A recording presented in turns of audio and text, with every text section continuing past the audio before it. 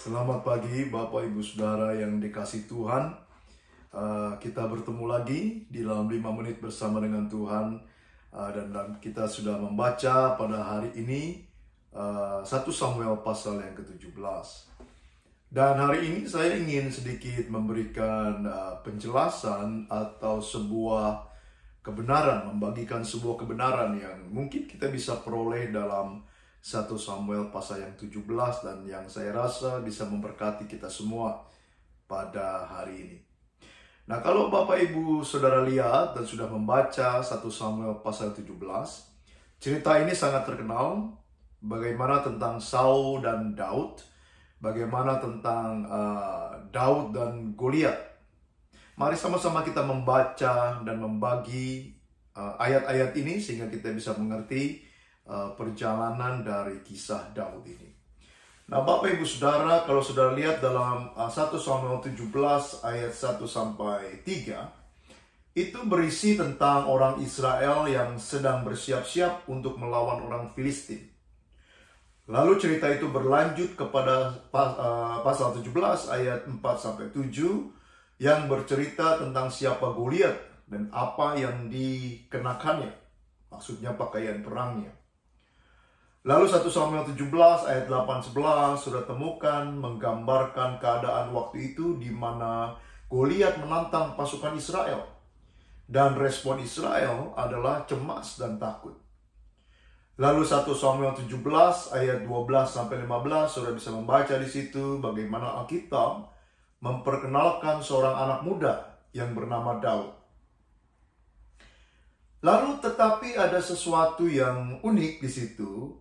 Pasal tersebut pada saat menceritakan Daud diselingi dengan ayat yang ke-16, di mana dalam ayat itu menggambarkan di medan perang, di mana orang Filistin mendekat 2 kali sehari dan kemudian menantang orang Israel, dan itu berlangsung selama 40 hari. Lalu kisah itu berlanjut dalam ayat 17 sampai yang ke-20. Bagaimana bercerita tentang Isai, ayah dari Daud, menyuruh Daud untuk menemui kakak-kakaknya di medan perang untuk memberikan bekal perang itu.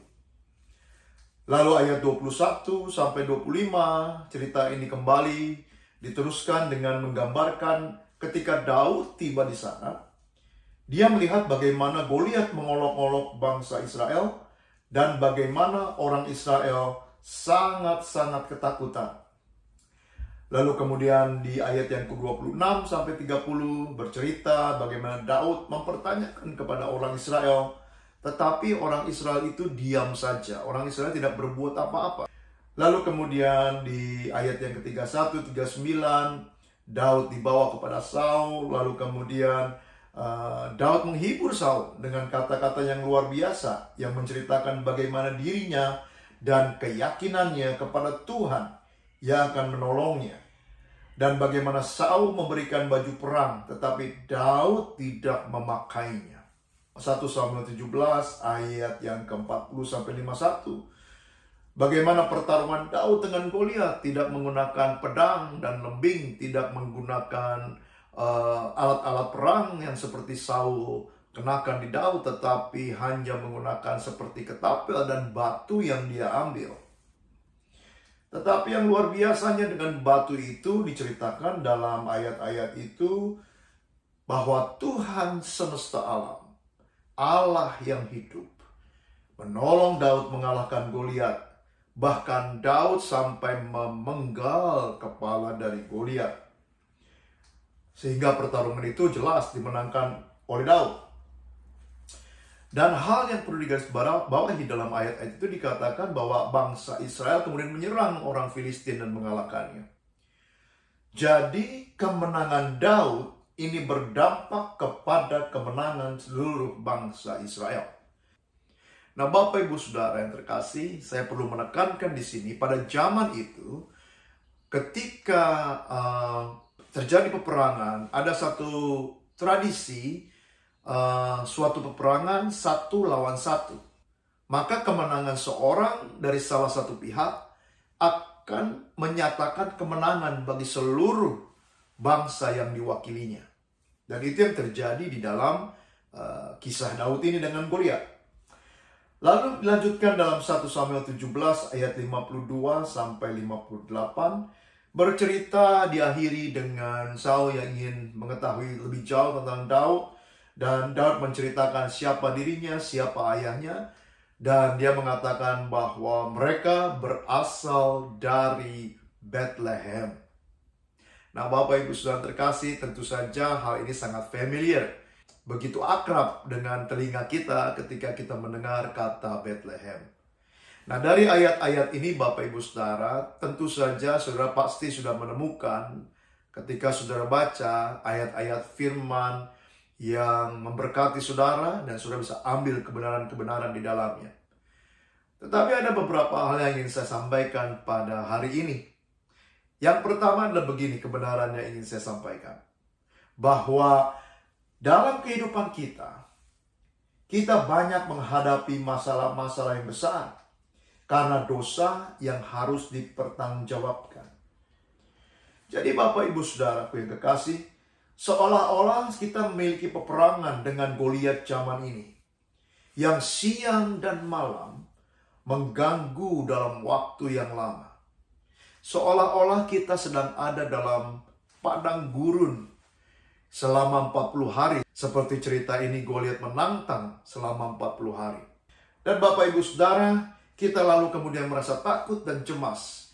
Khawatir bagaimana cara menghadapi persoalan-persoalan hidup ini yang disebabkan karena dosa itu.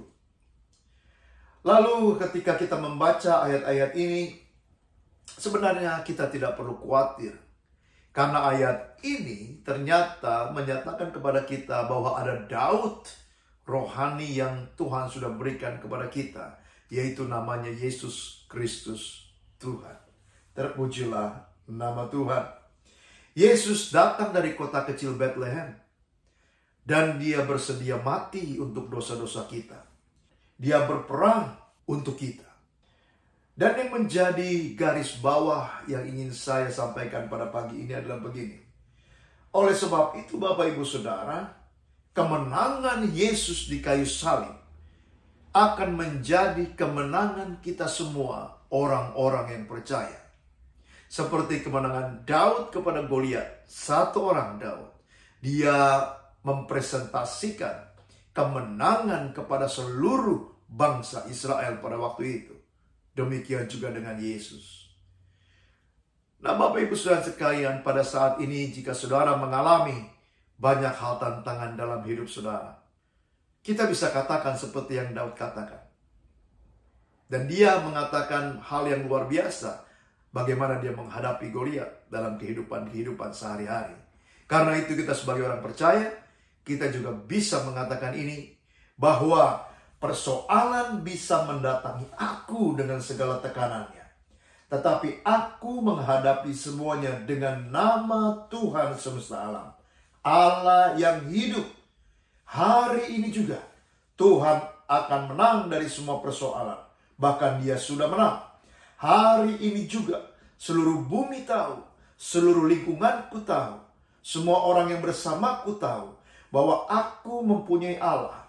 Dan tahu juga bahwa di tangan Tuhankulah semua perjuangan hidup aku kuserahkan. Dan Tuhan akan memberikan kemenangan kepadaku.